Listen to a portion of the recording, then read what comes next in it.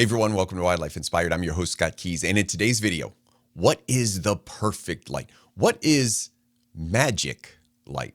I'm going to tell you what I think it is right after this.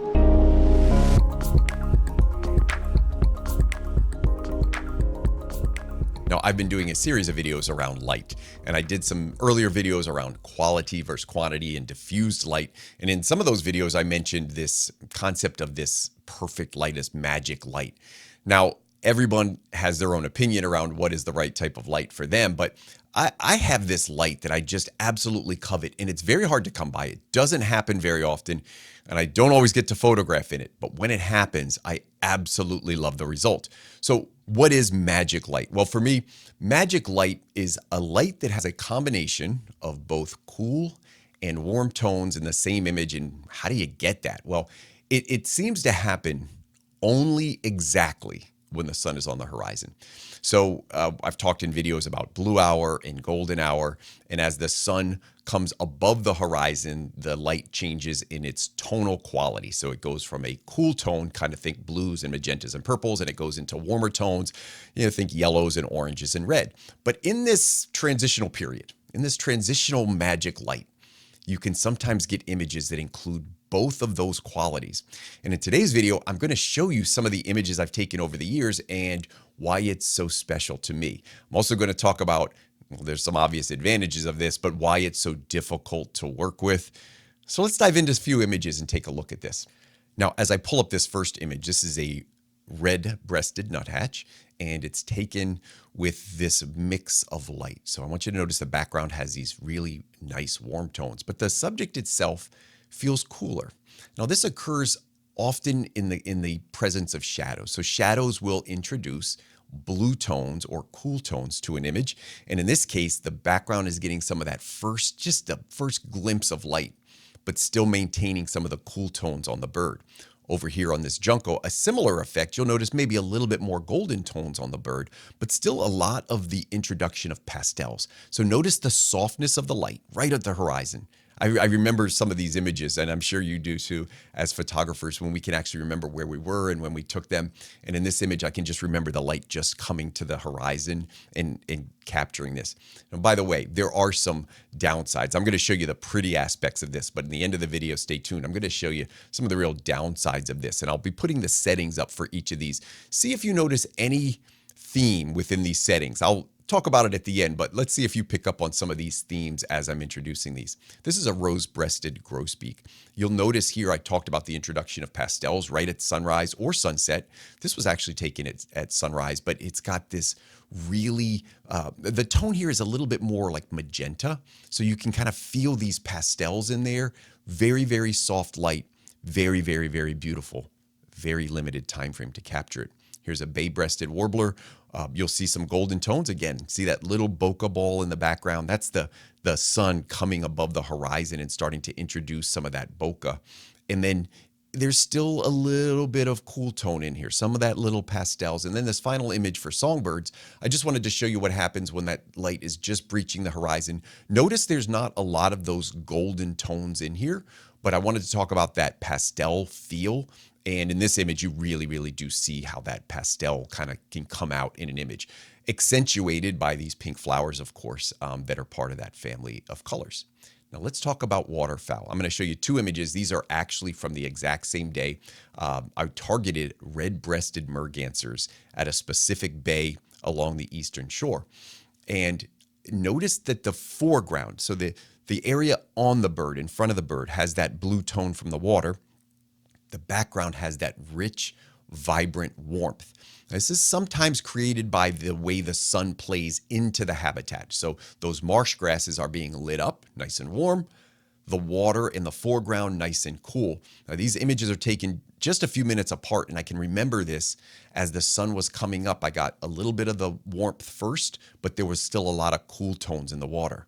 Now, this is magic light for me, but I want to show you another form of magic light, also with waterfowl, and I'm going to toggle these two back and forth. In fact, let me just put one on top of the other. This is a wood duck.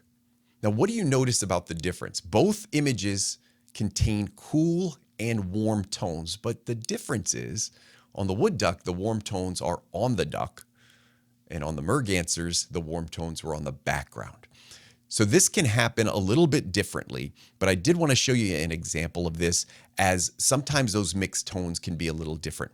By the way, that image of the wood duck, the one I've got up now, that shows you the sun just hitting the breast in the subject. The background has some fog and haze back there, and that's where those cool tones. The background on this image is in shade. The foreground, or the duck in the subject, is actually what's getting the first light. And we did mention pastels with songbirds, and I wanted to show you how that can play out with waterfowl. And look at these, really just this magenta, this violet tone, got some pinks in there as well. Beautiful, beautiful, beautiful image of a ring-necked duck that's a little bit different in that it doesn't include the gold, the warmth, and the cool tones as much as it includes some of these pastel colors. So again, this transitional light, this time when the sun is just above or just below the horizon, that light will change pretty quickly, and it can change the tones of the image very quickly.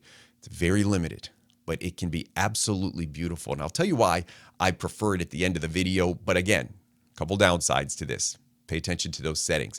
Here's a harrier. You don't often get a lot of raptors right at sunrise. And I'm talking right at sunrise. There are some species that are diurnal, or that tend to hunt right around dusk and dawn. So harriers, short-eared owls is another example for bird photographers out there. There are quite a few species that will come out to hunt during that time frame, so they prefer it. Harriers is a pretty good subject to get in this time frame, in this first light, but they can be a little bit tougher because as the light is lower, the flying subjects, or the moving subjects, can become a little bit tougher to work with. In this case, you see the harrier, and it does have some of that wonderful pastel tone in there. Now let's move into shorebirds. For this, I'm going to show you a contrast of those warm and cool tones in the same image. These two images taken from the same day, they're little sanderlings. I didn't have a lot of subjects to work with. In this first image, you could see the incredible difference from the bottom half of the image in those golden warm tones. In this, I'm telling you, the sun is just above the horizon, and it's so low on the horizon, the waves are in shade. That's giving you that blue tone in the top of the image. These are tough to work with. Again, not a lot of light. The subject probably isn't going to stand out quite as much. I'm working on the shaded side of the subject, so there's a lot of shadow over there on the subject. I'm not going to get the feather detail. I'm not going to get all of that, hyper detail on the subject. But the combination of tones in here is so powerful for me that it trumps the detail that's on the subject. Here's another sanderling from the same day. I just wanted to show you as the light rose, you could see it already starting to change just a few minutes later. And then in avocet, I've showed this series. I just loved this light so much. As the sun was setting right on the horizon, some of the clouds above and the mountains below turned dark and cool, while some of the warmth from the sun was coming up, and it introduced this really neat combination of mixed tones in the same image. Magic. To me, this is the light that I really, really enjoy when I get a chance to work with. Doesn't happen often. Don't get it all the time, but when I do, I really love it. And I want to show you a couple images from the same day. Now, these are some more waterfowl. This was a different situation. I've mentioned this light before. I've only worked with it a couple times in my career. And this is when the sun was already up. So the sun had been up for well over an hour. There's no reason for the light to look this way. But what happened is there was an atmospheric condition that changed some of the light. It was filtering a lot of the tones of the light. So the sun was up. I was in a valley with mist. And the resulting image was this incredible pastel. So you could see this first image really accentuates some of those soft tones. An hour in Texas, an hour after sunrise in Texas, the light has no business looking this good. It should be very hard, very direct, or maybe just overcast, but not this filtered, really, really soft light. And then in this next image, I showed you that wood duck earlier where the light was hitting the bird, but the background was soft and cool. Notice the background in this image is cool and soft, but notice how that first golden light is hitting it. So what is magic light? For me, magic light is light that combines both warm and cool tones in the same image, or introduces these incredibly soft pastels. Now, it could even be a combination of all three of those elements, but it's just unique. some challenges around working with this light. And I've showed you why I think it's so beautiful, but it has several challenges. Probably the biggest challenge is the amount of time that it is available. If we're talking about the sun approaching the horizon, at the horizon and just above it, you're probably talking about 10 minutes in most parts of the country. So you have a very limited time window to work with this light. And unfortunately, most of the time, there's just not a subject there for you to work with. I'm sure everyone has experienced what I have, which is you just see this incredible light happening and you just want anything. You'll take any subject, just something, please come in front of my lens. Most of the time it doesn't happen, but when it does, it can result in absolutely beautiful images.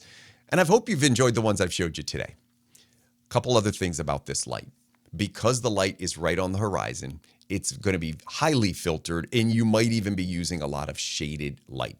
It's not that direct and there's not a lot of available light. And when you're working in a situation that doesn't have a lot of available light, that's going to mean your shutter speeds are going to go lower and slower, and your noise or your ISO is going to go up and up. And the combination of those two things can affect your image quality a little bit.